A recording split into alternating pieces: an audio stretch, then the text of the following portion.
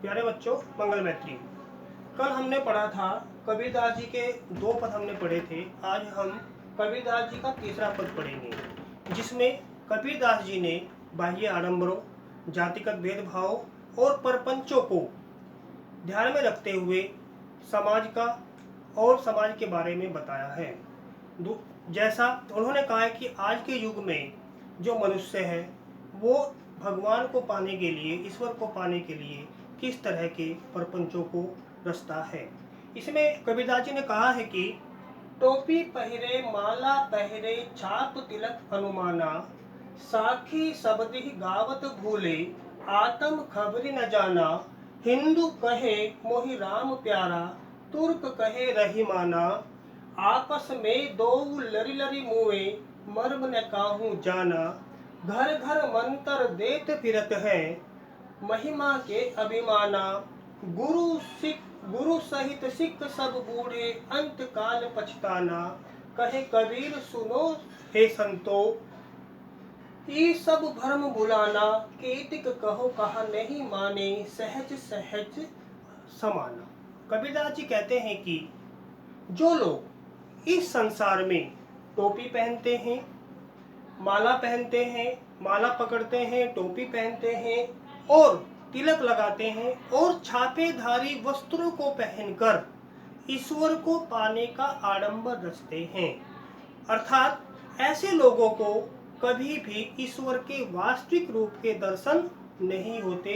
वो केवल दिखावा करते हैं, अपने अंदर स्थित ईश्वर के आत्म तत्व को वो भूल बैठे हैं।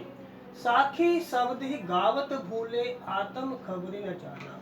वे साखी और शब्द गा गा कर लोगों को भ्रमित करते हैं और उन्हें अपनी कोई अर्थात आत्म तत्व की कोई खबर नहीं है, कोई ज्ञान नहीं है।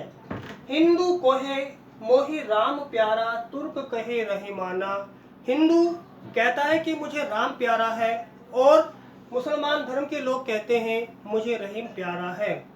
आपस में दो लरे लरे मुए, मर्म न काहू जाना। ये लोग आपस में लड़ते रहते हैं और लड़ते मरते रहते हैं और आपस में झगड़ते रहते हैं।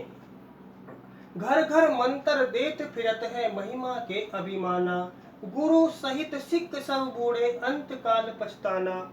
जो लोग ईश्वर को पाने के लिए अनेक तरह के परपंच रचते हैं, ऐसे लोग घर घर में मंत्र देते फिरते हैं। ये अभिमानी है, अहंकारी है, परंतु एक दिन ऐसा आएगा कि ये गुरु के साथ शिष्य भी सभी एक साथ डूब जाएंगे। और कहे कबीर सुनो हे संतो, इस सर्व भर्म भुलाना। कबीरदास जी कहते हैं कि हे संतो, हे सज्जनों सुनो, यह सभी धर्म हमें भुलाना है और इसे भूलकर हमें आत्म तत्व रूपी ईश्वर को पहचानना है, तभी हमें उसके दर्शन होंगे। प्रत्येक कण में ईश्वर विद्यमान है, प्रत्येक स्थान पर ईश्वर विद्यमान है। ईश्वर की एक ही सत्ता है, वह प्रत्येक कण में पाया जाता है। प्रत्येक रूप उसके अलग अलग रूप नहीं है, उसका एक ही रूप है। इसमें जो काव्य सौंदर्य है, कबीरदास जी ने बताया कि जो आडंबर हैं, परपंच हैं, उसका घोर विरोध किया है। इसमें दूसरा जो काव्य सौंदर्य है, शांत रस है, सदुक्कड़ी भाषा है और खड़ी बोली का भी प्रयोग किया है। संस्कृत के तद्भव तत्सम शब्दावली भी है।